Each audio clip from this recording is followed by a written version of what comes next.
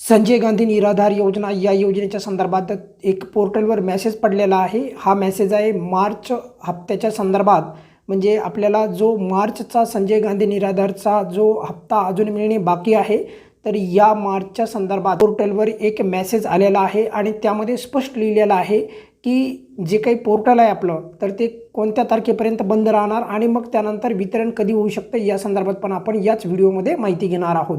तर त्यामुळे आपण पहिल्यांदा पाहूयात की या मेसेजमध्ये काय लिहिलेले आहे किंवा कोणत्या प्रकारच्या त्याच्यामध्ये तारखा ज्या आहेत त्या मेन्शन केलेल्या आहेत, आपण ते एकदा पाहूयात।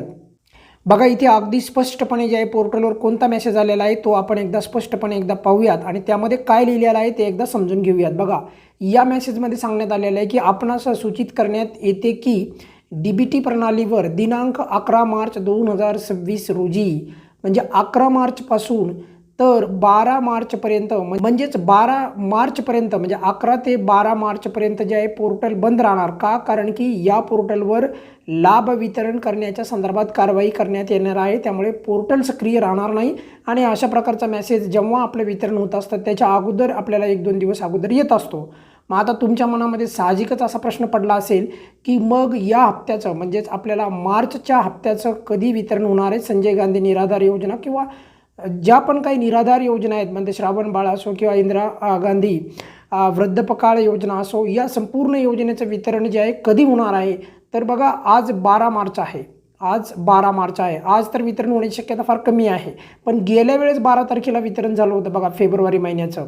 मग त्याचप्रमाणे यावेळेचं वितरण कधीपर्यंत होऊ शकतं? तर यावेळेचं वितरण हे पुढील 3 दिवसामध्ये होण्याची शक्यता दाट आहे, म्हणजे 15 मार्चपर्यंत वितरण होण्याची शक्यता ही अधिक आहे। म्हणजे उद्यापासून ते पुढचे, म्हणजे उद्याचा, परवाचा आणि त्यानंतरचा 1 दिवस, म्हणजे असे पुढील एकूण 3 दिवसामध्ये वितरण होण्याची शक्यता ही अधिक आहे। बघा, यामध्ये आज उद्याचा शनिवार, रविवारी तर वितरण होणार नाही, त्यानंतर सोमवार, या सोमवारी किंवा शनिवारी या 2 दिवसामध्ये वितरण होण्याची शक्यता ही अधिक आहे। म्हणजे पुढचे 3 दिवस 15 तारखेपर्यंत आपल्याला मार्चच्या हप्त्याचं वितरण होण्याची शक्यता अधिक आहे।